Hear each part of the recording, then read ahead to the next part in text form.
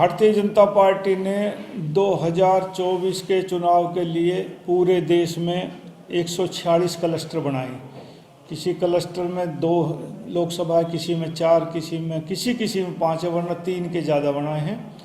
तो हरियाणा में 3 क्लस्टर बनाए हैं, एक 3 के, एक 4 का। तो मुझे रोहतक, हिसार और सिरसा पार्लियामेंट का क्लस्टर के प्रभारी के तौर पर नियुक्त किया है। 2024 का चुनाव आम जनता भारतीय जनता पार्टी को तीसरी बार इस देश में सत्तारूढ़ देखना चाहती है।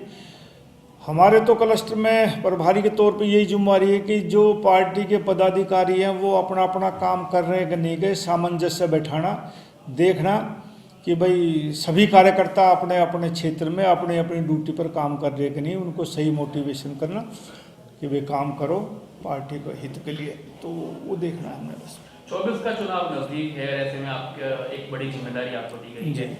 किस तरह से देख रहे हैं और चुनौतियां क्या है इस बार चुनाव की? नहीं, चुनाव की चुनौतियां तो पिछली बार भी बहुत कम थी। मोदी जी ने 2014 से 19 तक राज किया, आम जनता राज को अच्छा मान रही थी, इसलिए हरियाणा में तो 10 की 10 लोकसभा सीटें भारतीय जनता पार्टी ने जीती। और अब भी 2019 से 2024 तक देश और प्रदेश में अच्छा काम हुआ है। दोनों जगह भारतीय जनता पार्टी की सरकार है।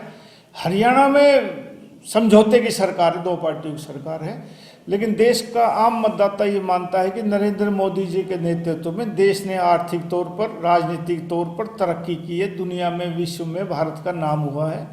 लोग तिबारा से प्रधानमंत्री नरेंद्र मोदी जी को बनाना चाहते हैं, इसलिए ज़्यादा दिक्कत की हरियाणा में दिक्कत नहीं आएगी। हरियाणा में फिर से तीसरी बार 10 के 10 कमल खिलने जा रहे हैं। विधानसभा चुनाव भी नजदीक हैं, आप भी एक्टिव मोड पर हैं और धरातल पर लगातार जनता से जुड़ने का काम आप कर रहे हैं। विधानसभा चुनाव में किस तरह से देख रहे हैं, क्योंकि आपने कहा गठबंधन की सरकार है, गठबंधन को लेकर भी कई तरह की संभावना जो है वो जताई जा रही है। अभी विधानसभा के चुनाव की कोई चर्चाएं नहीं है। विधानसभा का चुनाव अपने समय पर होगा, 10 महीने अभी बाकी हैं।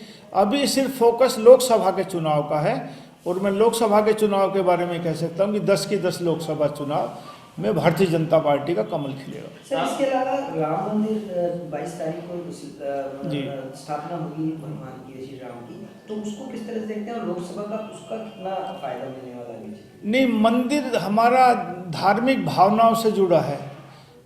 हम जब सुबह उठ के बाहर निकलते हैं तो हर एक को राम राम कहते हैं। जब हम किसी से विदा लेते हैं तब भी अच्छा भाई राम राम कह के उससे विदा लेते हैं। ये हमारी एक आस्था का केंद्र है, और ये हमारी खुशकिस्मती है कि हमारे पूर्वजों ने जिन्होंने सपना देखा था वो इस दुनिया से चले गए सपना देखते देखते, और हमारे टाइम में ये राम मंदिर का प्राण प्रतिष्ठा हो रही है। हमारे लिए सौभाग्य की बात है। और राम जब आदमी गुजरता है, शरीर पूरा करता है, उसके बाद भी सब ये कहते हैं कि राम नाम सत्य है। तो राम का नाम तो एक ऐसी चीज़ है जो हमारी पूरी आस्था से जुड़ा हुआ है, और मंदिर है उसकी स्थापना अच्छे समय पर हो रही है, ये भी ठीक है। लेकिन जहाँ तक लोकसभा के चुनाव की बात है वो राजनीतिक काम है, ये धार्मिक क्षेत्र आस्था से जुड़ा हुआ। मैं इसको दोनों को, राजनीतिक और इसको एक नहीं मानता। लेकिन कुछ राजनीतिक दल हैं जो इस मुद्दे को लेकर राजनीति कर रहे हैं, उनको क्या कहना चाहेंगे? नहीं, विपक्ष का काम है आलोचना करना, हर चीज़ को किसी न किसी चीज़ से जोड़ना है। तो विपक्ष अपना काम करता रहेगा, सरकार अपना काम करती रहेगी, पार्टियां अपना काम करती रहेगी। ये धार्मिक मुद्दा है, आस्था से जुड़ा हुआ है। राम मंदिर की स्थापना हो रही है, एक बहुत अच्छा काम और सभी के लिए अच्छा काम है।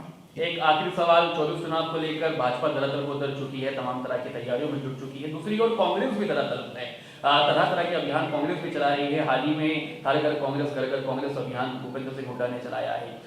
किस तरह से देख रहे हैं कांग्रेस को? नहीं, सभी पार्टियां अपने अपने हिसाब से चुनाव की तैयारी करती है। भारतीय जनता पार्टी सदा चुनावी मोड में रहती है। एक चुनाव खत्म हुआ, अगले चुनाव की तैयारी कर रही है। ये कांग्रेस की खुशकिस्मती लगा लीजिए। मैं ये कहूँगा कि अब की बार उन्होंने तैयारी की। 10 साल से तो मैं देख रहा हूँ कि उनका आज तक संगठन भी तैयार नहीं हो पाया। अब वो सड़कों पे घूमे, कहीं घूमे, लोगों ने उनको नकार दिया है।